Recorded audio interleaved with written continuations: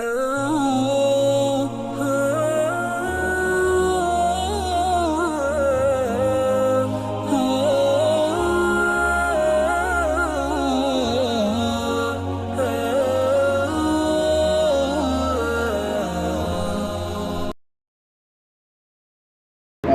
بالله من الشيطان الرجيم. بسم الله الرحمن الرحيم. وإذ قال ربك للملائكة إني جاعل في الأرض خليفة قالوا أتجعل فيها من يفسد فيها ويسفك الدماء ونحن نسبح بحمدك ونقدس لك قال إني أعلم ما لا تعلمون.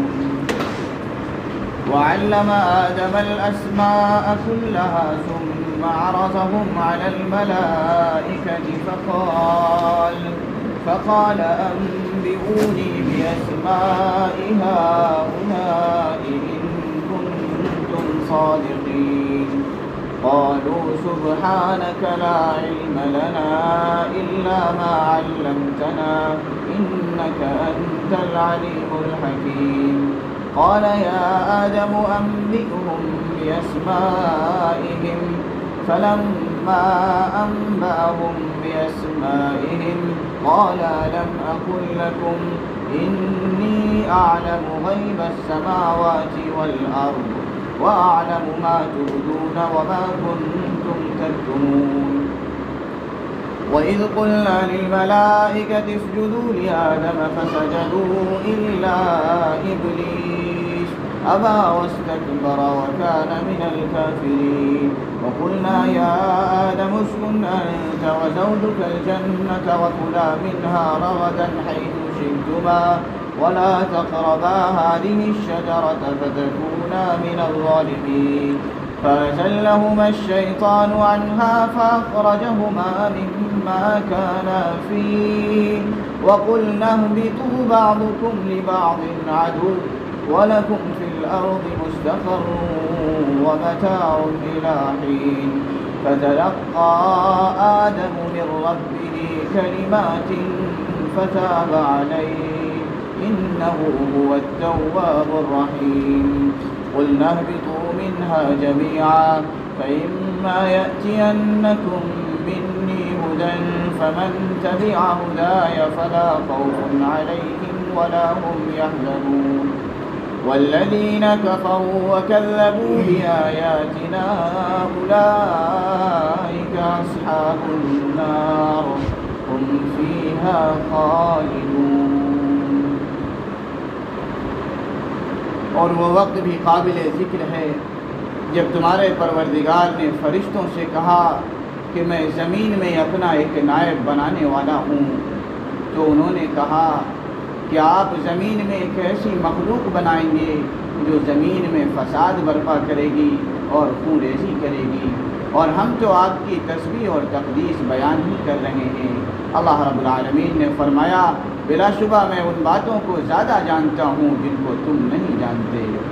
اللہ رب العالمین نے حضرت آدم علیہ السلام کو تمام نام سکھا دیے، پھر ان کو فرشتوں کے سامنے پیش کیا اور فرمایا تم مجھے ان ناموں کے بارے میں بتلاؤ اگر تم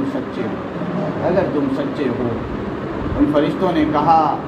آپ کی ذات پاک ہے، ہمیں تو صرف انہی چیزوں کا علم ہے جو آپ نے ہمیں سکھایا ہے، بلا شبہ آپ جاننے والے ہیں، حکمت والے ہیں۔ اللہ تبارک و تعالیٰ نے فرمایا اے آدم تم ان ناموں کو ان فرشتوں کے سامنے بیان کرو۔ جب حضرت آدم نے وہ نام فرشتوں کے سامنے بیان کر دیے تو اللہ نے فرمایا کیا میں نے تم سے نہیں کہا تھا کہ میں آسمان اور زمین کی تمام پوشیدہ باتوں کو جانتا ہوں اور میں ان چیزوں کو جانتا ہوں جس کو تم ظاہر کرتے ہو اور جس کو تم چھپاتے ہو۔ اور جب ہم نے فرشتوں سے کہا کہ آدم کو سجدہ کرو تو سب نے سجدہ کیا سوائے ابلیس کے، اس نے انکار کیا اور متکبرانہ رویہ اختیار کیا اور وہ کافروں میں سے ہو گیا۔ ہم نے کہا کہ اے آدم تم اور تمہاری بیوی جنت میں رہائش اختیار کرو اور اس میں سے کھاؤ یا فراغت رزق کھاؤ جہاں سے تم چاہو، لیکن اس درخت کے قریب مت جانا ورنہ تو تم ظالموں میں سے ہو جاؤ گے۔ پھر شیطان نے ان دونوں کو اس سے بھٹکا دیا اور ان دونوں کو جس عیش و آرام میں وہ تھے اس سے نکال دیا۔ پھر ہم نے کہا کہ تم اتر جاؤ، تم میں سے بعض کے دشمن ہوں گے اور تمہارے لیے زمین میں ٹھکانہ ہے اور ایک متعین مدت تک فائدہ اٹھانا ہے۔ پھر حضرت آدم نے اپنے رب سے چند کلمات سیکھ لیے اور ان کے ذریعے دعا کی۔ اللہ رب العالمین نے ان کی توبہ کو قبول فرمایا۔ بلا شبہ اللہ رب العالمین توبہ قبول کرنے والے اور بہت زیادہ رحم کرنے والے ہیں۔ ہم نے کہا کہ تم سب یہاں سے اتر جاؤ، پھر اگر تمہارے پاس میری جانب سے کوئی ہدایت آئے تو تم میں سے جو شخص میری ہدایت کی پیروی کرے گا تو ان پر نہ کوئی خوف ہوگا نہ وہ رنجیدہ ہوں گے، لیکن جو لوگ اس ہدایت کے آنے کے بعد اس کا انکار کریں گے، ہماری آیات کی تکذیب کریں گے تو وہ جہنم والے ہیں، وہ اس میں ہمیشہ ہمیشہ رہیں گے۔ ان آیات میں اللہ تبارک و تعالی نے تخلیق آدم سے پہلے کے ایک واقعے کو بیان فرمایا ہے۔ قرآن کریم کی تمام آیتیں ایک دوسرے سے مربوط ہوا کرتی ہیں، ہر ایک کا ایک دوسرے سے کچھ نہ کچھ ربط ہوتا ہے، جوڑ ہوتا ہے۔ اللہ رب العالمین نے ان آیات کے اندر بیان فرمایا، گزشتہ آیتوں میں چونکہ اللہ نے اپنی نعمتوں کو بیان فرمایا،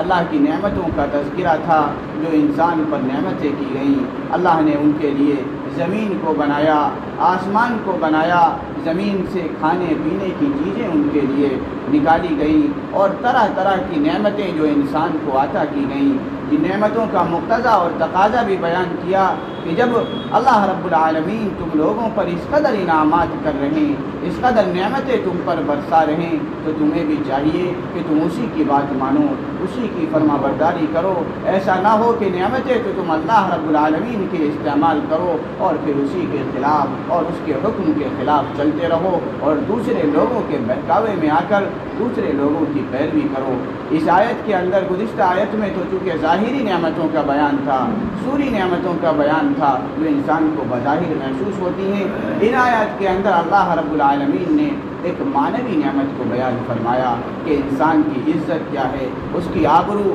انسان کی رفعت اور اس کی عظمت کو بیان فرمایا گیا، کیونکہ حضرت آدم علیہ السلام جو کہ سب سے پہلے انسان ہیں، اللہ رب العالمین نے ان کو فرشتوں پر فوقیت عطا فرمائی، ان کو مسجود ملائکہ بنایا اور ان کو ایک عزت اور ایک بلند مقام عطا فرمایا، جسے اس طرف اشارہ کر دیا کہ اللہ نے تم پر ظاہری نعمتیں بھی نشاور کی، تم پر باطنی نعمتیں بھی اس قدر ہیں، لہذا تمہیں اللہ رب العالمین ہی کی بات کو ماننا چاہیے اور اسی کی پیروی کو اختیار کرنا چاہیے۔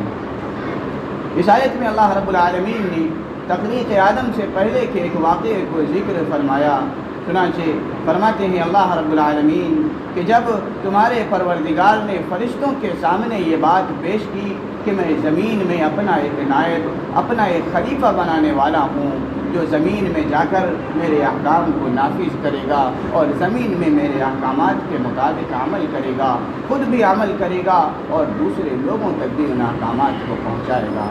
اب سب سے پہلا سوال جو یہاں یہ ہے کہ اللہ رب العالمین نے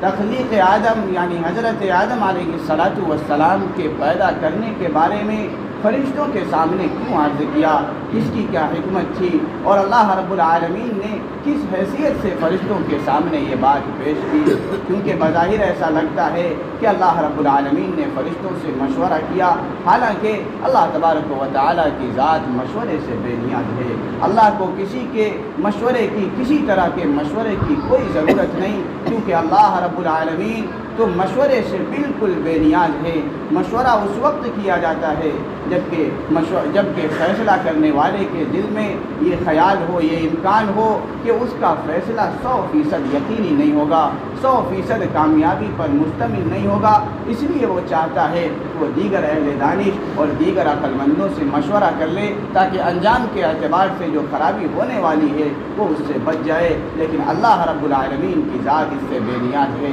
اللہ کا فیصلہ 100% اٹل ہے اور 100% یقینی ہے، کیونکہ ذرے ذرے کا علم اللہ کے پاس ہے، اس کا کا علم ہر چیز کو محیط ہے، حکمت بالغہ اس کے پاس ہے، قدرت کاملہ اس کے پاس ہے، اسے کسی کے مشورے کی ذرہ برابر بھی کوئی احتیاج اور کوئی ضرورت نہیں، نہ اس وجہ سے کوئی ضرورت ہے کہ وہ اللہ رب العالمین کے ساتھ چند لوگ شریک ہیں جن کے حق برابر ہیں، اللہ کے ساتھ اس کا بھی خیال ممکن نہیں، جیسا کہ دنیا کے اندر کسی کمیٹی کے چند ممبران ہوں جن کے حقوق برابر ہوں تو چونکہ ہر ایک سے مشورہ لینا پڑتا ہے کیونکہ سب کا حق برابر ہے، اللہ کے ساتھ اس کا بھی امکان نہیں کیونکہ اس کا کوئی شریک نہیں، کوئی ساتھی نہیں، کوئی اس کا ہمسر نہیں، وہ اکیلا ہے، ہر ایک سے بے نیاز ہے۔ لہذا یہ کہنا کہ اللہ رب العالمین نے یہاں فرشتوں سے مشورہ لینے کے لیے یہ بات فرشتوں کے سامنے پیش کی، یہ مناسب نہیں کیونکہ مشورے سے اللہ رب العالمین بے نیاز ہے۔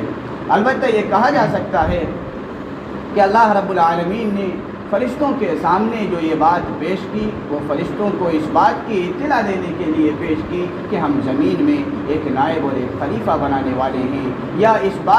یہ بات بھی کہی جا سکتی ہے کہ اللہ نے فرشتوں کے سامنے جو یہ بات پیش کی اس وجہ سے پیش کی تاکہ فرشتے اپنی رائے کا اظہار کریں، فرشتے اس کے متعلق کیا کہتے ہیں۔ ویسے تو اللہ رب العالمین ہر چیز کو جانتے ہیں، تمام پوشیدہ اور تمام ظاہر ہر چیز اللہ کے علم میں ہے، لیکن اس کے باوجود اللہ نے یہ چاہا کہ وہ اپنی زبان سے اس کا اظہار کریں کہ وہ ان کے دل میں کیا ہے، وہ انسان اور آدم کی تخلیق کے متعلق کیا نظریہ رکھتے ہیں۔ چنانچہ اس حیثیت سے اللہ رب العالمین نے فرشتوں کے سامنے یہ بات پیش کی کہ میں زمین میں اپنا ایک نائب اور اپنا ایک خلیفہ بنانے والا ہوں۔ چنانچہ فرشتوں نے جب یہ بات سنی تو کہنے لگے اتجعل فیہا من یفسد فیہا ویسفک الدماء، کہ آپ زمین میں ایک ایسی مخلوق بنائیں گے جو زمین میں فساد کرے گی، جو زمین میں خون ریزی کرے گی۔ فرشتوں کا یہ کہنا کیا بنیاد رکھتا ہے؟ کیا ان کا مقصد اللہ رب العالمین کے کلام پر اعتراض کرنا تھا،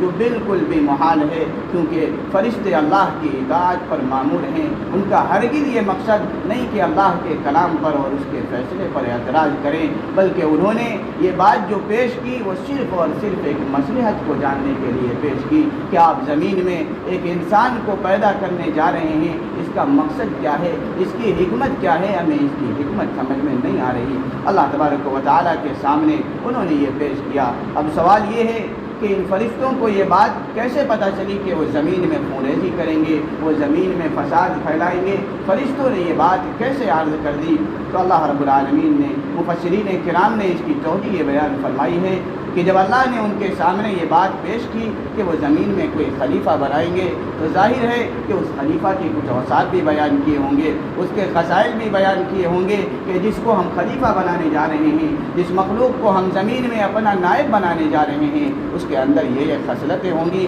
اس کے اندر یہ اوصاف ہوں گے۔ اللہ نے ان تمام کو ان کے سامنے بیان کیا ہو، یا یہ بھی کہا جا سکتا ہے کیونکہ انسان کی آبادی سے پہلے، انسان کی تخلیق سے پہلے اس دنیا کے اندر جنات آباد تھے، اور ان کے اندر یا تو صرف شر ہی کا مادہ رکھا گیا ہو یا خیر و شر دونوں کا مادہ رکھا گیا ہو، اور فرشتے ان کا معائنہ اور مشاہدہ کرتے رہتے تھے کہ وہ دنیا میں کس طریقے سے خوریزی کر رہے ہیں، کس طریقے سے فساد برپا کر رہے ہیں۔ تو چونکہ فرشتوں نے ان جنات کا مشاہدہ کیا تھا، معائنہ کیا تھا، اس لیے انسان کے متعلق بھی انہیں یہ اندیشہ لاحق ہوا کہ جب اس کے اندر بھی خیر و شر دونوں کے مادے اللہ نے رکھے ہیں تو یہ بھی زمین میں جا کر فساد کرے گا، یہ بھی زمین میں جا کر خوریزی کرے گا۔ اس طریقے سے جنات خوریزی کیا کرتے ہیں۔ اس حیثیت سے انہوں نے اللہ رب العالمین کے سامنے یہ بات پیش کی، اور ساتھ میں فرمایا وَنَحْنُ نُسَبِّحُ بِحَمْدِكَ وَنُقَدِّسُ لَكَ، کہ اگر آپ ان کو اور اس مخلوق کو محض تسبیح اور تقدیس کے لیے پیدا کر رہے ہیں تو ہم تو تسبیح اور تقدیس کر ہی رہیں، ہم تو اسی پر مامور ہیں، ہمارا تو کام ہی یہی ہے کہ ہم آپ کی پاکی بیان کریں، ہم آپ کی پاکی اور بزرگی اور آپ کی تقدیس بیان کریں۔ لہذا آپ نے جو اس مخلوق کو پیدا کیا، اس کی تخلیق میں اور اس کے پیدا کرنے میں کیا حکمت ہے، ہماری وہ سمجھ میں نہیں آ رہی۔ چنانچہ انہوں نے اللہ رب العالمین کے سامنے فرشتوں نے اپنی یہ بات پیش کی۔ اللہ رب العالمین نے ان کی اس بات کے دو جواب دیے، ایک جواب تو حاکمانہ اور بادشاہانہ جواب دیا، فرمایا قال انی اعلم ما لا تعلمون، کہ بلا شبہ میں ان باتوں کو جانتا ہوں جن کو تم نہیں جانتے۔ وہ مصلحت کیا ہے اس کا علم ہمارے پاس ہے، تم اس مصلحت کو نہ جانتے ہو اور نہ اس مصلحت کو سمجھ سکتے ہو۔ یہ ایک حاکمانہ جواب اور بادشاہانہ جواب تھا۔ تھا، جس میں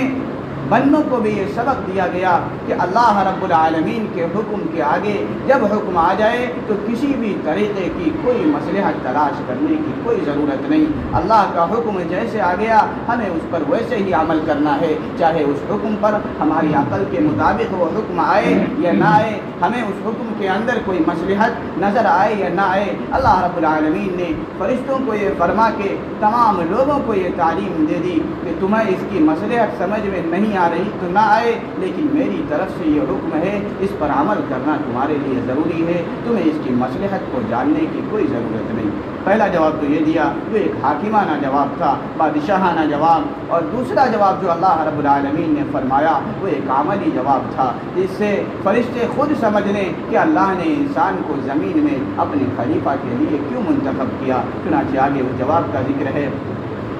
فرمایا وَعَلَّمَ آدَمَ الْأَسْمَاءَ كُلَّهَا ثُمَّ عَرَضَهُمْ عَلَى الْمَلَائِكَةِ فَقَالَ أَنبِئُونِي بِأَسْمَاءِ هَؤُلَاءِ إِن كُنتُمْ صَادِقِينَ کہ اللہ نے حضرت آدم کو تمام نام سکھا دیے، کیونکہ حضرت آدم کو زمین کے اندر خلیفہ بنانا مقصود تھا، زمین کے اندر اپنا نائب بنانا مقصود تھا۔ جو جب انسان زمین پر آئے گا تو زمین کے اندر جو چیزیں ہیں اس کا جاننا بھی اس کے لیے ضروری ہے، اس کے خواص کیا ہیں، اس کی خصلتیں کیا ہیں، اس کے اندر نفع کیا ہے، اس کے اندر نقصان کیا ہے۔ جب زمین میں ایک شخص خلیفہ بن رہا ہے تو ہر ایک چیز کا اس کے لیے جاننا ضروری ہے، کیونکہ انسان جب دنیا میں آئے گا اس کی اپنی ضرورتیں ہوں گی، حاجتیں ہوں گی، کچھ خواہشات ہوں گی، ان تمام چیزوں کا علم اللہ تبارک و تعالیٰ نے حضرت آدم علیہ السلام کو دیا۔ ثم عرضهم علی الملائکہ، پھر اللہ نے ان کو فرشتوں کے سامنے بھی پیش کیا۔ اللہ نے یہاں جو حضرت آدم کو تعلیم دی، اس کا یہ مطلب نہیں کہ اللہ نے حضرت آدم کو کہیں علیحدہ میں سکھا دیا، فرشتوں سے جدا کر کے سکھایا اور فرشتوں کے سامنے اس کو پیش نہیں کیا، بلکہ یہ تعلیم جو حضرت آدم علیہ السلام کو دی گئی یہ سب کی موجودگی میں اور سب کے سامنے تعلیم دی گئی۔ فرشتے بھی موجود تھے، حضرت آدم علیہ السلام بھی موجود تھے، لیکن اللہ نے حضرت آدم علیہ السلام کے اندر ایک استعداد رکھی تھی، ایک صلاحیت رکھی تھی کہ وہ اس تعلیم کا حاصل کر سکیں، اس تعلیم کو اپنے اندر اخذ کر سکیں اور اس کو حفظ کر سکیں، اور فرشتوں کے اندر اللہ نے یہ استعداد اور صلاحیت نہیں رکھی تھی۔ اس لیے جب اس تعلیم کے بعد اللہ نے فرشتوں کے سامنے ان کو پیش کیا اور فرشتوں سے کہا انبئونی باسماء ہؤلاء، جو نام آدم کو سکھائے گئے تم ان ناموں کے بارے میں بتاؤ، کیا تم نے بھی ان ناموں کی تعلیم سے کچھ اخذ کیا، اس کو اپنے اندر حفظ کیا، ان کنتم صادقین، اگر تم سچے ہو۔ اللہ رب العالمین نے فرشتوں سے یہ کلام فرمایا۔ اب یہاں ان کنتم صادقین کا لفظ فرمایا گیا، بظاہر فرشتوں کا اوپر کوئی دعویٰ مذکور نہیں، فرشتوں کا صرف ایک کلام مذکور ہے کہ انہوں نے اللہ رب العالمین سے تخلیق آدم کی مصلحت کے بارے میں معلوم کیا، اس کے علاوہ کوئی دعویٰ مذکور نہیں۔ پھر اللہ رب العالمین نے یہ کیوں فرمایا ان کنتم صادقین، کہ فرشتے کس چیز میں سچے ہیں؟ تو مفسرین کرام نے بیان فرمایا ہے کہ اگرچہ یہاں ان کا دعویٰ کوئی مذکور نہیں ہے، لیکن ان کا ایک دعویٰ یہاں پنہا ہے، جیسا کہ بعض روایتوں میں آتا ہے کہ فرشتے آپس میں ایک دوسرے سے کلام کیا کرتے تھے، ایک دوسرے سے باتیں کرتے تھے کہ اللہ رب العالمین نے ہمیں سب سے بہتر مخلوق بنایا، ہم سے بہتر کوئی بھی مخلوق ابھی دنیا میں نہیں آئے گی۔ اللہ رب العالمین نے ان کے اس دعوے کی طرف اشارہ کیا جو یہاں پنہا ہے کہ ان کنتم صادقین، اگر تم اس دعوے میں سچے ہو کہ تم سے بہتر مخلوق اللہ نہیں پیدا کریں گے تو تم یہ نام جو حضرت آدم کو سکھائے گئے ہیں تم ان کے بارے میں بتاؤ، اور جو تم نے یاد کیا ہے اس کو سناؤ۔ تو فرشتے اپنی عاجزی کو سمجھ گئے اور فوراً بول اٹھے سبحانک لا علم لنا الا ما علمتنا، کہ ہمارے پروردگار آپ کی ذات تو پاک ہے، ہم آپ کی پاکی اور تقدیس کو بیان کرتے ہیں، ہمارے پاس تو صرف انہی چیزوں کا علم ہے جو آپ نے ہمیں سکھایا ہے، ہمارے اندر جو آدم کو علم دیا گیا اس کے حصول کی صلاحیت نہیں رکھی گئی، اس کو استعداد ہمارے اندر نہیں، لہذا ہم اسے سیکھ نہیں سکے، ہم اسے اخذ نہیں کر سکے۔ انک انت العلیم الحکیم، بلا شبہ آپ جاننے والے ہیں، آپ حکمت والے ہیں۔ لہذا اللہ تبارک و تعالیٰ نے یہ جواب کے ذریعے فرشتوں کے سامنے بھی یہ بات واضح کر دی کہ زمین پر خلیفہ اور نائب بنانے کا اہل وہی شخص ہوگا جس کے اندر زمین کے اندر جو چیزیں ہیں ان کی خواص کو اور ان کے لوازمات کو اور ان کے منافع کو اور ان کے نقصان دہ چیزوں کو جاننے کی صلاحیت ہو. اور اللہ نے یہ صلاحیت صرف انسان کے اندر رکھی، فرشتوں کے اندر یہ صلاحیت نہیں، کیونکہ بہت سی ایسی چیزیں دنیا کے اندر ہیں کہ فرشتوں کے پاس ان کا علم ہی نہیں، جیسے کہ بھوک ہوئی، پیاس ہوئی، اسی طریقے سے انسان کی کچھ خواہشات ہوئی، ضرورتیں ہوئی، چونکہ فرشتوں کا ان چیزوں سے واسطہ ہی نہیں، انہیں بھوک لگتی نہیں، انہیں پیاس لگتی نہیں، اس وجہ سے انہیں ان چیزوں کا علم ہی نہیں. اسی لیے اللہ نے ایک نئی مخلوق بنائی جس کے اندر ان چیزوں کو ودیعت کیا کہ ان تمام چیزوں کی صلاحیت اور اس کی استعداد اس کے اندر رکھی، اور پھر اسے زمین کے اندر اپنا نائب بنا کر بھیجا گیا. چنانچہ فرشتوں نے جو دعویٰ اپنے درمیان چھپا رکھا تھا اور فرشتے جس بات کا آپس میں تذکرہ کرتے تھے، اللہ نے اس کے ذریعے ان کا جواب بھی دے دیا کہ تمہارا یہ دعویٰ اور تمہارا یہ خیال غلط ہے، تم اس بات میں غلطی پر ہو کہ اللہ رب العالمین تم سے بہتر مخلوق پیدا نہیں کریں گے. اللہ نے یہ انسان پیدا کیا، حضرت آدم علیہ السلام کو پیدا کیا، جس کے اندر دونوں چیزیں رکھی گئیں، خیر بھی ہے شر بھی ہے. اللہ نے خود قرآن میں فرمایا فَأَلْهَمَهَا فُجُورَهَا وَتَقْوَاهَا، اس کے اندر دونوں چیزیں اللہ نے ودیعت کی. لہذا جو بھی انسان اس فسق و فجور کے مادے کو، اس کے غلبے کو، اپنی خواہشات کو پیچھے چھوڑ کر اللہ کے بتائے ہوئے طریقے پر چلے گا اور اللہ سے ڈرتے ہوئے اس کے احکام کے مطابق عمل کرتے ہوئے زندگی گزارے گا، تو اللہ نے فرشتوں سے یہ بات فرمائی ہے کہ یہ انسان جو کامیابی کے ساتھ زندگی گزار کر اللہ کے احکام کے مطابق زندگی گزار کر آئے گا، اس کا مقام فرشتوں سے بھی افضل ہوگا. لہذا فرشتوں کے اس دعوے کی تردید کر دی گئی. چنانچہ جب فرشتوں نے ان ناموں کو پیش کرنے سے عاجزی کا اظہار کر دیا اور اس بات کو بتا دیا کہ ہمارے پاس تو اس کا علم نہیں، کیونکہ ہمارے اندر تو وہ صلاحیت ہی آپ نے نہیں رکھی، ہمارے اندر تو وہ استعداد ہی نہیں ہے کہ ہم اس علم کو اخذ کر سکیں، سیکھ سکیں. تو اللہ تبارک و تعالیٰ نے حضرت آدم سے کہا قال یا آدم انبئهم باسمائهم، کہ اب تم ان ناموں کے بارے میں فرشتوں کو بتاؤ. اللہ کی طرف سے حکم ہونا تھا انبأهم باسمائهم، فوراً حضرت آدم نے وہ نام فٹافٹ سنا دیے. تمام کی تمام چیزیں جو اللہ نے ان کے اندر ودیعت کی تھی ان کو سکھائی تھی، ہر ایک کو ان کے سامنے بیان کر دیا. پھر اللہ نے فرمایا الم اقل لکم انی اعلم غیب السماوات والارض واعلم ما تبدون وما کنتم تکتمون. اللہ نے فرشتوں کو مخاطب کیا، فرمایا کیا میں نے تم سے نہیں کہا تھا کہ میں آسمان و زمین کی تمام پوشیدہ چیزوں کو جانتا ہوں اور تمام ظاہر اور باطن ہر ایک چیز کو تم سے زیادہ جاننے والا ہوں. اس لیے انسان کے پیدا کرنے میں اور اس کو خلیفہ بنانے میں جو حکمت ہے، جو مصلحت ہے، وہ بھی میں جانتا ہوں. اور اللہ رب العالمین نے اس جواب کے ذریعے فرشتوں پر بھی واضح کر دیا کہ اللہ نے انسان کو دنیا میں خلیفہ کے لیے کیوں منتخب کیا. چنانچہ جب اللہ تبارک و تعالیٰ نے حضرت آدم علیہ السلام کو پیدا فرما دیا، حضرت آدم علیہ السلام کی تخلیق ہو گئی، تو اس کے بعد حضرت آدم علیہ السلام کے اعزاز کے لیے، ان کی تعظیم کے لیے فرمایا وَإِذْ قُلْنَا لِلْمَلَائِكَةِ اسْجُدُوا لِآدَمَ فَسَجَدُوا إِلَّا إِبْلِيسَ، کہ فرشتوں کو، تمام فرشتوں کو اللہ نے حکم دے دیا کہ آدم کو سجدہ کرو. چنانچہ سب نے سجدہ کیا الا ابلیس، لیکن ابلیس نے سجدہ کرنے سے منع کر دیا. ابا واستکبر وکان من الکافرین، نہ صرف یہ کہ اس نے انکار کیا بلکہ متکبرانہ روش کو اختیار کیا. اس آیت کے اندر تو اللہ نے صرف دو لفظ استعمال کیے، ابا واستکبر، لیکن قرآن کریم کی دوسری صورتوں کے اندر اللہ نے اس واقعے میں تھوڑی تفصیل بیان کی کہ اس نے صرف انکار سے کام نہیں کیا بلکہ اس نے تکبرانہ روش اختیار کی اور اپنی گھوڑے دوڑانے لگا، اپنی دلیل پیش کرنے لگا. چنانچہ قرآن کریم کی دوسری صورت میں ہے کہ اس نے دلیل پیش کی کہ خلقتنی من نار، کہ آپ نے مجھے آگ سے پیدا کیا، وخلقتہ من طین، اور آدم کو مٹی سے پیدا کیا، اور آگ مٹی سے افضل ہوتی ہے لہذا میں افضل ہوں. آدم ہم مجھ سے کم درجے کے ہیں تو میں آدم کو سجدہ نہیں کر سکتا. چنانچہ جب اس نے یہ تکبر اختیار کیا، متکبرانہ روش اختیار کی، اللہ نے فرمایا وَكَانَ مِنَ الْكَافِرِينَ، پھر وہ کافروں میں سے ہو گیا اور وہ مردود و ملعون قرار دے دیا گیا. اس آیت کے اندر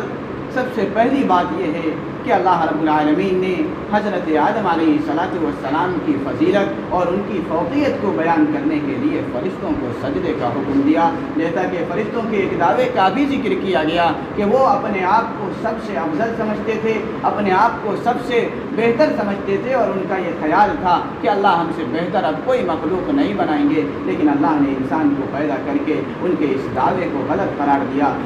اور اللہ نے یہ بات فرما دی کہ تم یقیناً اللہ کی عبادت کرتے ہو، یقیناً تمہاری فرما برداری میں لگے رہتے ہو، لیکن اس کی وجہ یہ ہے کہ اللہ نے تمہیں فرما برداری ہی کے لیے بنایا ہے، تمہارے اندر نافرمانی کی طاقت ہی نہیں، تمہارے اندر نافرمانی اور سرکشی کا مادہ اللہ نے رکھا ہی نہیں، لیکن یہ انسان اس کے اندر دونوں مادے ہیں، لہذا اس کی فرما برداری جو ہوگی وہ تمہاری فرما برداری اور تمہاری اطاعت کے مقابلے میں زیادہ بڑی ہوئی ہوگی، لہذا اللہ نے ان کی فضیلت کو ان سے سجدہ کرا کے حضرت آدم علیہ السلام کی فضیلت اور فوقیت کو ثابت کر دیا۔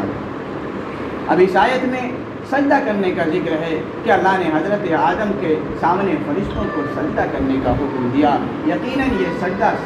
عبادت نہیں، سجدے کی دو قسمیں ہیں، ایک تو سجدہ عبادت ہوتا ہے جب انسان کسی کے سامنے جھکتا ہے اسے معبود سمجھ کر، اسے حاجت روا سمجھ کر اور اسے خالق اور مالک سمجھ کر انسان کسی کے سامنے سر جھکائے تو اسے سجدہ عبادت کہا جاتا ہے، اور یہ سجدہ عبادت صرف اللہ کے سامنے جائز ہے، اس کے علاوہ کسی کے سامنے سجدہ عبادت جائز نہیں۔ اگر کوئی شخص کسی دوسرے کے سامنے یہ سمجھ کر سجدہ کرے کہ وہی اس کا معبود ہے اور وہی اس کا کام بنانے والا اور وہی اس کا خالق اور مالک ہے، تو فرماتے ہیں کہ وہ شخص کفر کے دروازے پر پہنچ گیا۔ ایک تو سجدہ عبادت ہوتا ہے، دوسرا سجدہ تعظیمی ہوا کرتا ہے، اور یہاں جو سجدہ کرنے کا فرشتوں کو حکم دیا گیا یہ حقیقت میں سجدہ تعظیمی ہے۔ اللہ تبارک و تعالیٰ نے حضرت آدم علیہ السلام کی عظمت کے اظہار کے لیے فرشتوں کو سجدہ کرنے کا حکم دیا، اور یہ سجدہ تعظیمی یہ اس امت سے پہلے گزشتہ امتوں میں بھی رائج تھا۔ چنانچہ حضرت یوسف علیہ السلام کو بھی اللہ تبارک و تعالیٰ نے ان کے والدین اور ان کے بھائیوں کو سجدہ کرنے کا حکم دیا۔ یہ سجدہ تعظیمی پہلی امتوں میں تو جائز تھا، لیکن اللہ تبارک و تعالیٰ نے جب اپنے آخری نبی جناب محمد الرسول اللہ صلی اللہ علیہ وسلم کو اس دنیا میں مبعوث فرمایا تو چونکہ اپنے دین کو مکمل کر دیا اور فرمایا الیوم اکملت لکم دینکم واتممت علیکم نعمتی، کہ آج تمہارے دین کو مکمل کر دیا گیا۔ تو چونکہ یہ امت بھی آخری امت ہے تو اللہ رب العالمین نے شرک کے شائبے کو ختم کرنے کے لیے اور اس بات کے امکان کو ختم کرنے کے لیے کہ بالکل بھی شرک کا کوئی امکان نہ رہے، اللہ نے سجدہ عبادت کے ساتھ ساتھ اس سجدہ تعظیمی کو بھی اس امت کے حرام کر دیا، اور اب اس امت کے لیے صرف سجدہ اللہ کے سامنے ہے، کسی اور کے سامنے سجدہ کرنے کی اجازت نہیں۔ سجدہ کرنا کسی اور کے سامنے، خواہ وہ کسی اولیاء اللہ کے سامنے ہو، خواہ بزرگان دین کے سامنے ہو یا کسی مزار پر ہو، کسی بھی صورت میں نہ سجدہ عبادت کی اجازت ہے اور نہ سجدہ تعظیمی کی اجازت ہے۔ یہ تمام کی تمام چیزیں اور ہر طرح کا سجدہ اس امت کے لیے صرف اللہ رب العالمین کے سامنے کیا جائے گا، اس کے علاوہ کسی کے سامنے اپنے سر کو جھکانا اور سجدہ کرنا جائز نہیں، حرام ہے۔ اگر کوئی شخص سجدہ عبادت سمجھ کر کسی کے سامنے سر جھکائے وہ تو کفر کا ارتکاب کرنے والا ہے، لیکن اگر سجدہ تعظیمی کو سمجھتے ہوئے کسی کی عظمت میں سر جھکائے وہ اگرچہ کفر کا کرنے والا نہیں شمار ہوگا، لیکن ایک بہت بڑے حرام کام اور بہت بڑے کبیرہ گناہ کا مرتکب ہوگا اور اللہ تبارک و تعالیٰ کی سزا کا مستحق بنے گا۔ چنانچہ اس آیت میں فرما دیا گیا کہ حضرت آدم کو فرشتوں سے حکم ہوا کہ حضرت آدم کو سجدہ تعظیمی کرو، چنانچہ فرشتے تو اللہ کے حکم کے فرما بردار ہیں۔ حکم کا آنا تھا کہ سب کے سب اللہ کے سامنے حضرت آدم علیہ السلام کے سامنے اللہ کے حکم کو مانتے ہوئے سجدے میں گر گئے، الا ابلیس، آگے فرمایا لیکن ابلیس نے سجدہ نہیں کیا، اس نے سجدہ کرنے سے انکار کر دیا۔ اب یہاں ایک سوال یہ ہے کہ اللہ نے فرشتوں کو حکم دیا وَإِذْ قُلْنَا لِلْمَلَائِكَةِ کہ ہم نے فرشتوں سے کہا اسجدوا لِآدَم، آدم کو سجدہ کرو، اور فرشتوں نے سجدہ کیا بھی۔ انکار تو ابلیس نے کیا، منع تو ابلیس نے کیا، اور ابلیس کو تو حکم ہی نہیں دیا گیا تھا کیونکہ ابلیس فرشتوں میں سے نہیں۔ سورہ کہف کے اندر اللہ نے خود فرمایا کہ کان من الجن، کہ ابلیس کا تعلق تو جنات سے ہے، لہذا بظاہر تو ابلیس اس حکم کے اندر داخل ہی نہیں تھا، لہذا اس کے سجدہ نہ کرنے سے نافرمانی کا کوئی امکان نہیں ہونا چاہیے۔ لیکن اللہ تبارک و تعالیٰ نے فرمایا اس آیت کے اندر، مفسرین نے توجہ بیان فرمائی کہ اللہ نے ظاہر تو فرشتوں کو کہا، نام فرشتوں کا لیا گیا، لیکن یہ سجدے کا حکم اس وقت کی تمام جاندار مخلوق کو تھا۔ سب کو یہ حکم تھا کہ سب کے سب آدم کے سامنے سجدے میں گر جاؤ، اور فرشتوں کا نام اس وجہ سے لیا گیا کہ اس وقت میں فرشتے سب سے افضل تھے، فرشتے سب سے بلند مرتبہ رکھتے تھے، لہذا جب کوئی عظمت والی مخلوق اور بلند مرتبے والی مخلوق کو سجدے کا حکم دے دیا گیا تو جو اس سے نچلے درجے کی ہیں، جو اس سے کم درجے کی مخلوق ہے، اس کے لیے تو بدرجہ اولا یہ حکم ہے کہ جب تم سے افضل لوگ سجدے میں گر چکے ہیں تو تمہیں تو بدرجہ اولا سجدے میں گرنا چاہیے۔ لہذا یا نام تو فرشتوں کا لیا گیا، لیکن یہ حکم عام تھا، تمام جاندار کو شامل تھا، چنانچہ سب نے سجدہ کیا الا ابلیس، لیکن ابلیس نے سجدہ نہیں کیا، ابا واستکبر وکان من الکافرین، اس نے انکار کیا، سجدہ کرنے سے منع کیا، متکبرانہ روش کو اختیار کیا، حجت بازی شروع کی، اپنے عقلی گھوڑے دوڑانے شروع کیے اور کہنے لگا کہ ہم آدم کو سجدہ نہیں کر سکتے اس لیے کہ ہم آدم سے افضل ہیں، وکان من الکافرین۔ جب اس نے متکبرانہ روش اختیار کی تو اللہ تبارک و تعالیٰ نے بھی اسے کافروں میں گردان دیا اور اسے مردود و ملعون قرار دے دیا گیا۔ اس آیت میں بھی اشارہ اس بات کی طرف ہے کہ اللہ تبارک و تعالیٰ کا جب بھی جو بھی حکم آ جائے، اسلام کی یہی بنیادی تعلیم ہے کہ بندوں کو چاہیے کہ اس حکم پر عمل کرے، اس میں عقلی گھوڑے دوڑانے اور اس میں اپنی عقل کا دخل دینے کی ذرا برابر بھی ضرورت نہیں، کیونکہ یہ عقل ایک محدود چیز ہے۔ اس عقل سے اگر ہم غیر محدود کام لیں گے، ہر جگہ اس عقل کو دوڑانے کی کوشش کریں گے تو یہ عقل ہمارے لیے صحیح رہنمائی نہیں کرے گی۔ اللہ نے یقیناً عقل ایسی بنائی ہے کہ انسان کو اس کے ذریعے سے علم حاصل ہوتا ہے، انسان اس کے ذریعے سے ادراک کرتا ہے، بہت سی چیزوں کو جانتا ہے، لیکن اس کی ایک حد محدود ہے، یہ ایک مقرر جگہ تک اس کی رسائی ہے، اس کے آگے اگر اس کو دوڑایا جائے تو یہ قطعی طور پر صحیح رہنمائی نہیں کرے گی۔ اسی لیے فرمایا کہ عقل کا مقابلہ جب اللہ کے حکم سے ہو جائے، کوئی حکم آئے اور اس کی مصلحت عقل میں نہیں آ رہی، وہ حکم ہماری عقل میں نہیں آ رہا، ہمیں وہ حکم عقل کے خلاف نظر آ رہا تو اپنی عقل پر اس حکم کو ترجیح دینا ہوگی اور اپنی عقل کو چھوڑنا ہوگا۔ اللہ تبارک و تعالیٰ نے اس آیت کے اندر یہی سبق دیا کہ دیکھو شیطان کے عقل میں بظاہر یہ بات نہیں آ رہی تھی کہ بظاہر جو اس نے دلیل پیش کی کہ وہ آگ سے بنا، آدم مٹی سے بنے، اس کی دلیل بظاہر درست تھی، عقل کے اعتبار میں درست تھی، لیکن اللہ کے حکم کے آگے اس نے اپنی دلیل کو دوڑایا، اس لیے اللہ نے اسے مردود قرار دیا، ملعون قرار دیا، اور اللہ نے اس کے ذریعے بندوں کو پیغام دے دیا کہ دیکھو شیطان نے اپنی عقل کو دوڑایا تھا اس لیے وہ مردود ہوا، اب اگر تم اللہ کے حکم کے آگے اور اللہ کے رسول کی تعلیمات کے آگے اپنی عقل کو دوڑاؤ گے تو تم بھی شیطان میں سے بنو گے اور اس کے گروہ میں شامل ہوگے۔ لہذا اللہ کا جو بھی حکم آئے تمہیں بے چوں چرا اس کو تسلیم کرنا ہے، چاہے عقل میں آ رہا ہو چاہے عقل میں نہ آ رہا ہو۔ چنانچہ آگے اللہ تبارک و تعالیٰ نے فرمایا وَقُلْنَا يَا آدَمُ اسْكُنْ أَنْتَ وَزَوْجُكَ الْجَنَّةَ وَكُلَا مِنْهَا رَغَدًا حَيْثُ شِئْتُمَا، کہ جب یہ تمام باتیں ہو گئیں، تخلیق آدم کا کام بھی مکمل ہو گیا، آدم علیہ السلام کے سامنے اللہ نے فرشتوں کو سجدہ کرنے کا حکم دیا، فرشتوں نے سجدہ کیا، ابلیس نے منع کیا، اللہ نے اسے مردود و ملعون قرار دیا۔ تو اب اللہ تبارک و تعالیٰ نے حضرت آدم کو مخاطب کر کے فرمایا اسکن انت وزوجک الجنہ، کہ جاؤ اب تم اور تمہاری بیوی دونوں جنت میں رہو اور وہاں کی نعمتوں سے لطف اندوز ہو، با فراغت روزی حاصل کرو، حیث شئتما، جہاں سے چاہو وہاں سے نعمتیں فراہم کرو اور وہاں سے نعمتیں کھاؤ اور نعمتوں سے لطف اندوز ہو۔ اللہ تبارک و تعالیٰ نے ان کو جنت میں بھیج دیا اور جی بھر کے نعمتیں کھانے کا حکم بھی دے دیا اور ساتھ میں حیث شئتما، آزادی بھی عطا فرمائی، کیونکہ بظاہر انسان کو جب بہت سی نعمتیں دے دی جائیں اور کسی ایک کمرے میں قید کر دیا جائے کہ اس سے باہر نہیں نکل سکتے، تو بظاہر نعمتیں بہت ہیں لیکن پھر بھی وہ ایک قید میں ہے، اللہ نے اس قید کو بھی ختم کیا اور فرمایا حیث شئتما، جنت میں جہاں سے چاہو وہاں سے روزی حاصل کرو، کسی بھی طرح کی کوئی قید نہیں، ہر طرح کی آزادی اللہ نے عطا فرمائی۔ لیکن ساتھ میں ایک تنبیہ فرمائی، ایک خاص درخت کی طرف اشارہ کر کے فرمایا ولا تقربا هذه الشجرہ، کہ اس درخت کے قریب مت جانا، فتکونا من الظالمین، اگر تم اس درخت کے قریب بھی گئے تو تم ظالموں میں سے ہو جاؤ گے۔ اصل مقصد تو یہاں درخت کے پھل کو کھانے سے منع کرنا تھا، لیکن طریقہ یہ اختیار کیا، اسلوب یہ اختیار کیا گیا ولا تقربا هذه الشجرہ، کہ درخت کے قریب بھی مت جانا، کیونکہ جب کوئی ممنوع چیز ہوتی ہے وہ تو ممنوع ہوتی ہی ہے، لیکن اس کے ساتھ جو اس کے اسباب ہوتے ہیں، جو ذرائع ہوتے ہیں، وہ اگرچہ مباح ہوتے ہیں۔ مثلا اس درخت کے قریب جانے سے بھی منع کیا گیا، اگرچہ قریب جانا مباح ہے، حلال ہے، لیکن امکان ہے کہ اگر انسان اس کے قریب جائے گا تو اس کی خواہشات اور اس کے بہکانے کی وجہ سے، شیطان کے ورگلانے کی وجہ سے ممکن ہے کہ وہ اس درخت کے پھل کو کھا لے۔ اس لیے اللہ رب العالمین نے اس آیت میں یہ اسلوب اختیار کر کے ایک اصول کی طرف اشارہ کر دیا کہ انسان کو جس چیز سے منع کیا جائے اس کے اسباب اور ذرائع سے بھی اسے رکنا چاہیے، جو چیزیں اس گناہ تک اسے پہنچانے والی ہیں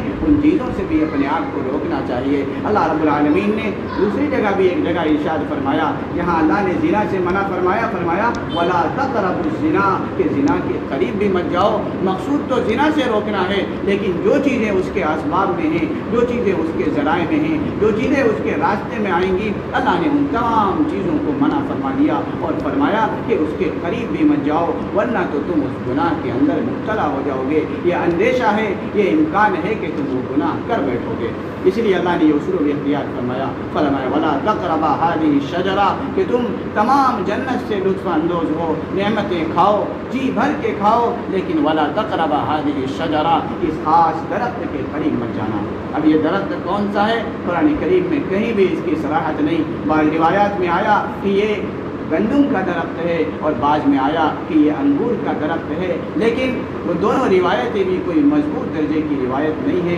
لہذا اللہ رب العالمین نے جب اس آیت میں اس قرآن کریم کے اندر اس درخت کا تعین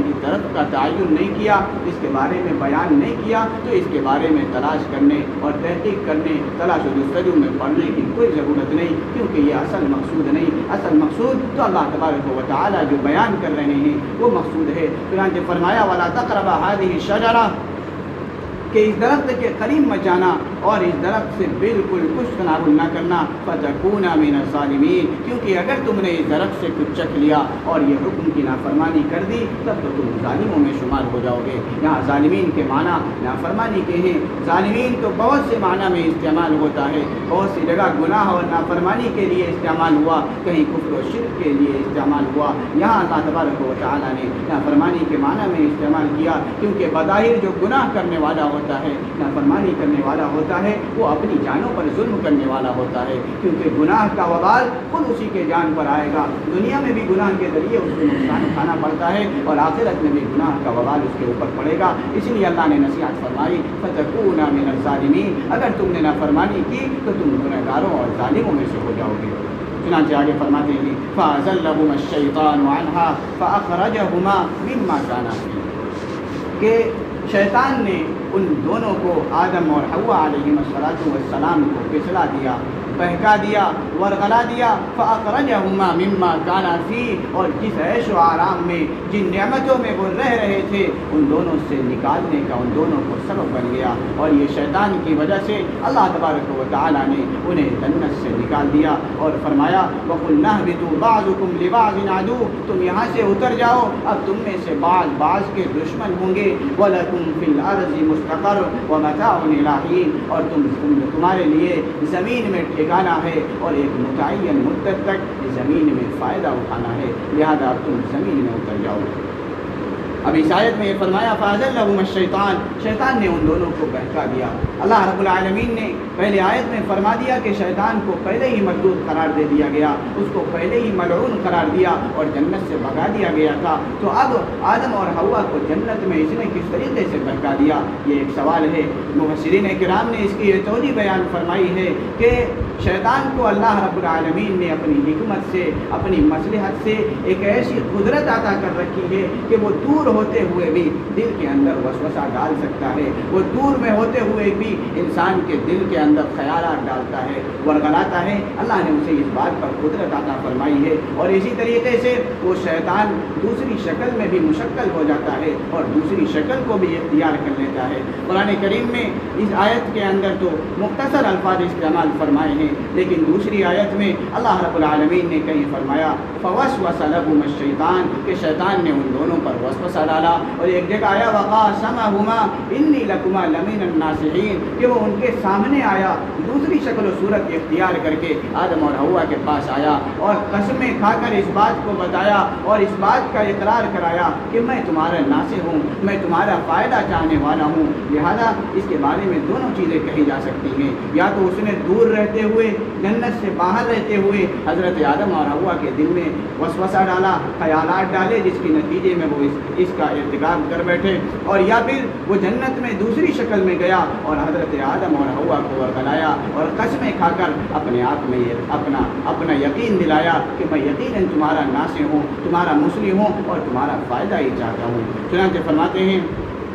فَأَزَلَّهُمَا الشَّيْطَانُ عَنْهَا، شیطان نے ان کو بہکا دیا، ان کو پھسلا دیا اور اللہ کی نافرمانی کرنے پر انہیں ابھار دیا۔ اور اللہ رب العالمین نے اس آیت کے اندر ایک اور سوال ہے کہ جب اللہ تبارک و تعالیٰ نے حضرت آدم علیہ السلام کو صریح طور پر یہ حکم فرما دیا وَلَا تَقْرَبَا هَٰذِهِ الشَّجَرَةَ، کہ اس درخت کے قریب مت جانا، تو پھر حضرت آدم نے اس شیطان کے بہکانے میں کیسے آئے اور شیطان کی بات کو کیسے مان لیا؟ تو فرماتے ہیں کہ حضرت آدم علیہ السلام بظاہر اللہ کی نافرمانی کا کوئی ارادہ نہیں تھا، بظاہر وہ یہ نہیں چاہتے تھے کہ ہم اللہ کے خلاف ورزی کر رہے ہیں، اس کے احکام کی خلاف ورزی کر رہے ہیں، کیونکہ شیطان نے ورغلانے میں جو دلیل پیش کی، جو ہیلا پیش کیا، وہ بظاہر ایسا ہیلا پیش کیا کہ انہیں حضرت آدم علیہ السلام کو یہ احساس بھی نہیں ہوا کہ وہ اللہ کے حکم کے خلاف ورزی کر رہے ہیں۔ چنانچہ اس نے دلیل کیا پیش کی؟ مفسرین کرام نے بیان فرمائی، قرآن میں بعض جگہ جس کی توجیہ ہے، چنانچہ فرمایا کہ اللہ رب العالمین نے تمہیں یہ حکم دیا وَلَا تَقْرَبَا هَٰذِهِ الشَّجَرَةَ، کسی خاص درخت کے پاس،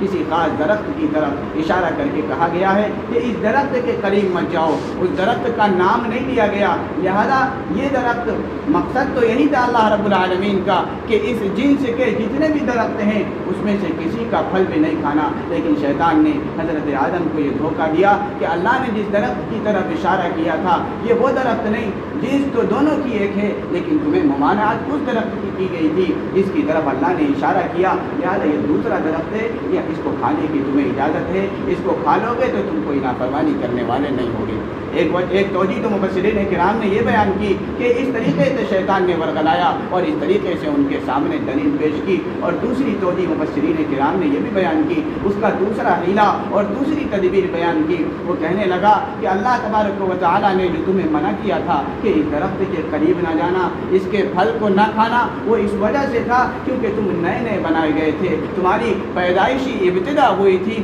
اس وقت تمہارے اندر اس کو ہضم کرنے کی صلاحیت نہیں تھی، تمہارے معدے کے اندر یہ قوت نہیں تھی، اس لیے اللہ نے تمہیں منع کیا تھا۔ جیسے کہ دنیا کے اندر بچوں کو مقوی غذا سے روکا جاتا ہے، اسی طریقے سے شیطان نے حضرت آدم علیہ السلام کو بھی یہ حیلہ بتایا، یہ دلیل بتائی کہ اللہ کی ممانعت اس وجہ سے تھی کہ تمہارے معدے کے اندر وہ تقویت نہیں تھی کہ تم اس کو ہضم کر سکو اور اس کو برداشت کر سکو۔ اب جب تم عادی ہو چکے ہو، تمہارا معدہ قوی ہو چکا ہے، لہذا وہ ممانعت ختم ہو گئی، اب تم اس کو کھا سکتے ہو، اب اس کے کھانے میں کوئی حرج نہیں۔ اس طریقے سے شیطان نے حضرت آدم کو ورغلایا اور حضرت آدم حضرت حوا علیہ السلام ان کے بہکاوے میں آ گئے اور انہوں نے اس درخت کے پھل کو کھا لیا۔ چنانچہ جیسے ہی پھل کو کھایا، اللہ تبارک و تعالیٰ کی نعمتیں ان سے چھن گئیں اور اللہ تبارک و تعالیٰ کا عذاب ان کی طرف متوجہ ہوا۔ چنانچہ فرمایا اہبطوا بعضکم لبعض عدو، اب تم جنت سے اتر جاؤ، تم نے جو یہ نافرمانی کی، اللہ کے حکم کے خلاف کیا، لہذا تمہاری سزا یہ ہے کہ اب تم جنت میں رہنے کے مستحق نہیں، اب تم جنت سے نیچے اترو۔ اور ساتھ میں ایک اور بات بیان فرمائی، بعضکم لبعض عدو، کہ تم میں سے بعض کے دشمن ہوں گے۔ اس کا ایک مطلب تو یہ ہے کہ اب تمہاری اولاد اور شیاطین کی اولاد میں ایک دوسرے سے دشمنی چلتی رہے گی، وہ تمہیں ورغلاتے رہیں گے، تمہیں بہکاتے رہیں گے۔ اور دوسرا مطلب یہ بیان کیا کہ سزا کے طور پر چونکہ اللہ نے حضرت آدم کو نیچے اتارا تو کہا بعضکم لبعض عدو، اب تم نے چونکہ حکم کی خلاف ورزی کی ہے، لہذا اب تمہاری اپنی نسل کے اندر خاندان کی وجہ سے، نسل کی وجہ سے، رنگ کی وجہ سے ایک دوسرے کے خلاف دشمنی چلے گی اور ایک دوسرے کے خلاف تم لڑتے رہو گے۔ آگے فرمایا وَلَكُمْ فِي الْأَرْضِ مُسْتَقَرٌّ وَمَتَاعٌ إِلَىٰ حِينٍ، لہذا اتر کر تم زمین کے اندر جاؤ، اس کو اپنا ٹھکانہ اور مسکن بناؤ اور وہاں فائدہ اٹھاؤ، وہاں جو اللہ نے نعمتیں تمہارے لیے بنائی ہیں، جو چیزیں بنائی ہیں ان کو استعمال میں لاؤ، لیکن وہاں بھی تمہیں ہمیشہ نہیں رہنا ہے، وہاں سے بھی تمہیں جانا ہے۔ وَمَتَاعٌ إِلَىٰ حِينٍ، دنیا کے اندر بھی ایک متعین مدت تک فائدہ پہنچانا ہے، فائدہ اٹھانا ہے۔ اللہ تبارک و تعالیٰ نے حضرت آدم علیہ السلام کو یہ حکم سنا دیا کہ اب تم نے نافرمانی کی، لہذا تم جنت سے اتر جاؤ۔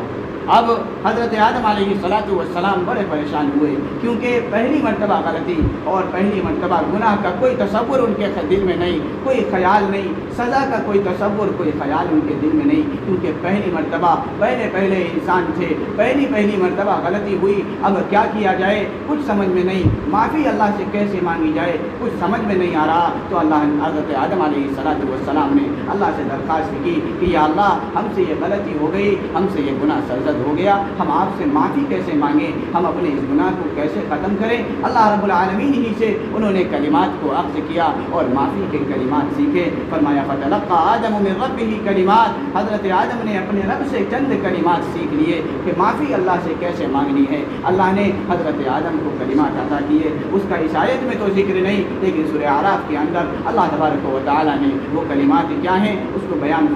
فرمایا ربنا ظلمنا انفسنا وان لم تغفر لنا وترحمنا لنكونن من الخاسرین، اے ہمارے رب، ہم نے اپنی جانوں پر ظلم کر لیا، ہم سے غلطی ہو گئی، لیکن اگر آپ نے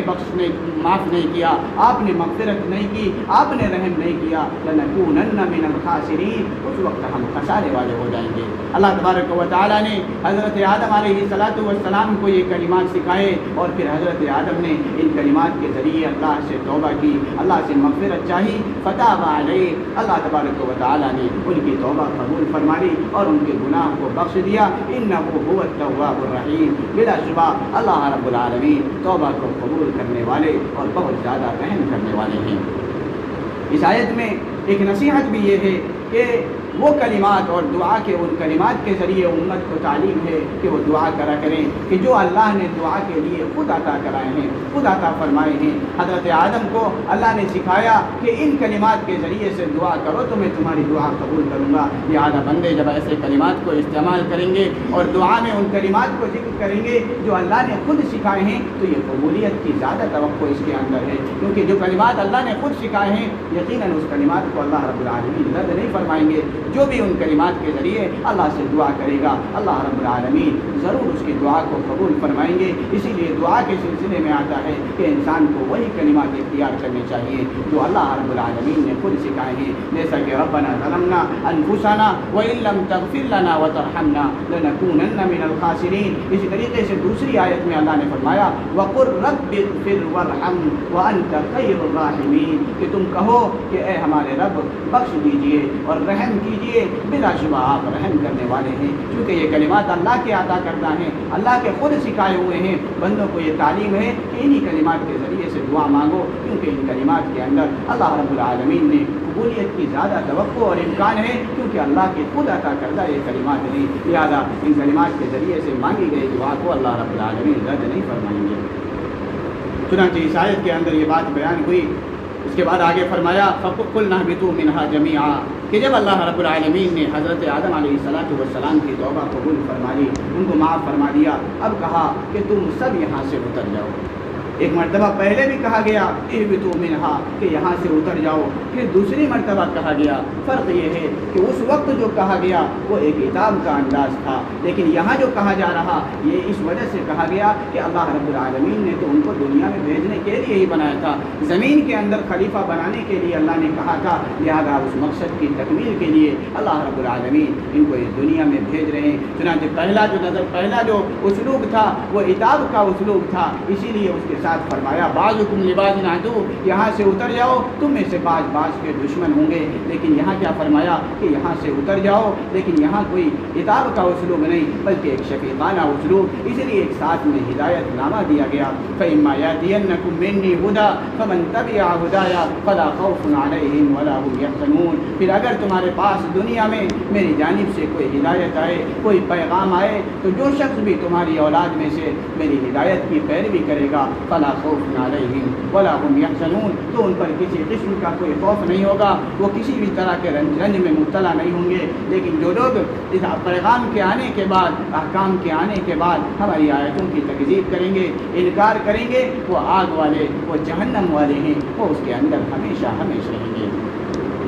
اب اللہ تبارک و تعالیٰ نے ان آیات کے اندر حضرت آدم علیہ السلام کو یہ حکم دیا اہبطوا منہا جمیعا، تم سب یہاں سے اتر جاؤ۔ اب جمیعا سے مراد یہاں تینوں آ گئے، حضرت آدم علیہ السلام، حضرت حوا جو ان کی بیوی اور شیطان بھی ساتھ میں، کہ سب کو اللہ تبارک و تعالیٰ نے دنیا کے اندر بھیج دیا۔ اور اللہ رب العالمین نے چونکہ حضرت آدم کو اسی مقصد کے لیے بنایا تھا کہ فی الارض خلیفہ، زمین میں خلیفہ بنائیں گے، اس لیے اب اس مقصد کی تکمیل کا وقت آ پہنچا۔ اللہ تبارک و تعالیٰ نے تخلیق کے بعد حضرت آدم کو پیدا کرنے کے بعد کچھ وقت کے لیے جنت میں داخل فرمایا، اور اس وجہ سے داخل فرمایا، اس کے اندر بھی یہ حکمت ہو سکتی ہے تاکہ حضرت آدم علیہ السلام خود اپنی آنکھوں کے ذریعے جنت کی نعمتوں کا تجربہ کر لیں، اور اس بات کا تجربہ کر لیں کہ اللہ کی نافرمانی پر عذاب بھی آئے گا، اور پھر جب دنیا میں ان کو بھیجا جائے تو وہ جن نعمتوں کو استعمال کر چکے تھے پھر ان کے حصول کے لیے تگ و دو کریں، اور ان کے حصول کے لیے محنتیں کریں،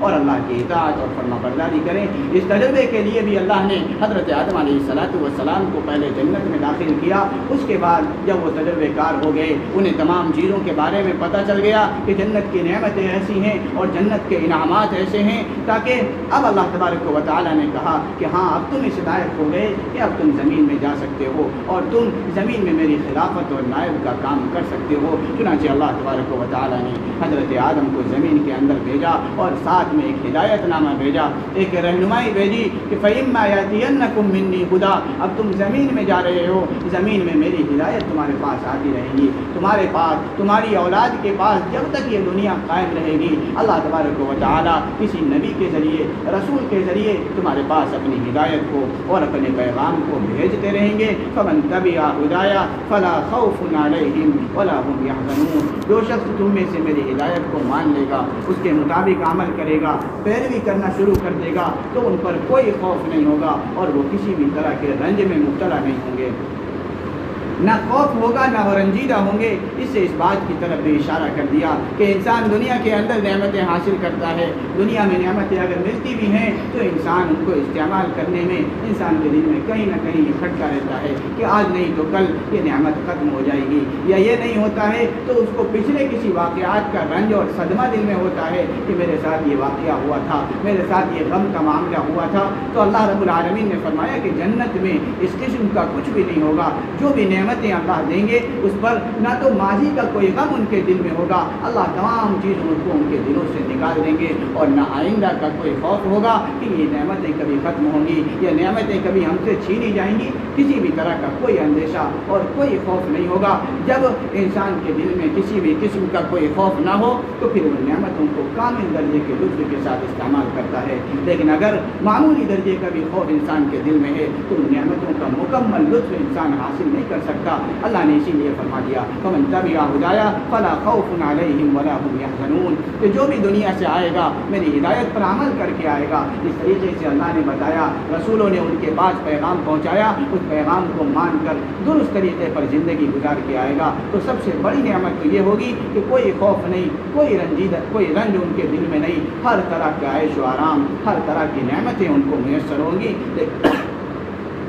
والذین کفروا وکذبوا بآیاتنا، اور ساتھ میں یہ فرما دیا کہ جو لوگ انکار کریں گے اور اس ہدایت کو ماننے کے لیے راضی نہیں ہوں گے، ضد پر اڑے رہیں گے، ہر گرمی پر اڑے رہیں گے، ہمارے رسول آئیں گے، ان کو پیغام سنائیں گے، لیکن ان کے کانوں پر جو نہیں لگے گی، ہماری آیات کا انکار کر بیٹھیں گے، اولئک اصحاب النار، تو پھر یہ لوگ آگ والے ہوں گے، یہ لوگ جہنم والے ہوں گے، ہم فیہا خالدون، جہنم میں بھی ایک دو دن کے لیے نہیں بلکہ ہمیشہ ان انکار کرنے والوں کے لیے، ان انکار کرنے والوں کا ٹھکانہ جہنم ہوگا، نہ وہاں عذاب میں کمی آئے گی اور نہ وہاں سے ان کو نکلنے کی کچھ صورت بنے گی، کسی بھی طریقے کی کوئی سفارش ان کے کام نہیں آئے گی اور کسی بھی طریقے کا کوئی مددگار، کوئی معین ان کے پاس نہیں ہوگا، ہر طریقے سے مایوسی اور ہر طرف سے ندامت ہوگی اور جہنم کے عذاب میں رہیں گے اور ہمیشہ ایسے عذاب کا سامنا کرتے رہیں گے۔ اللہ تبارک و تعالیٰ نے اپنے بندوں کو ان آیات کے اندر ایک نصیحت فرما دی، ایک ترتیب سے نصیحت فرما دی، پہلے انعامات کا ذکر کیا، اللہ نے اپنے بندوں پر کی جانے والی نعمتوں کا ذکر کیا، پھر اللہ نے ہم سب کے دادا حضرت آدم علیہ السلام کو جو فوقیت عطا فرمائی، جو عظمت عطا فرمائی، جو مقام و مرتبہ عطا فرمایا کہ اللہ نے مسجود ملائکہ بنایا، اللہ نے اپنے بندوں کے سامنے اس کو بھی جگلایا، پھر آخر میں ایک نصیحت فرما دی کہ دیکھو یہ ہدایت نامہ تمہارے لیے ہے، اسی کے مطابق زندگی گزارو اور اسی پر عمل کرو، اگر عمل کرو گے تو اللہ کی نعمتیں تمہارے ساتھ ہوں گی، جس جنت سے حضرت آدم علیہ السلام آئے تھے تمہیں اس جنت میں داخلہ نصیب ہوگا، وہاں کی نعمتیں تمہیں حاصل ہوں گی، لیکن انکار کرو گے تو اللہ نے جہنم بھی بنائی ہے، تم اس کے مستحق ہوگے اور پھر اس کے اندر ہمیشہ رہو گے۔ اللہ تبارک و تعالیٰ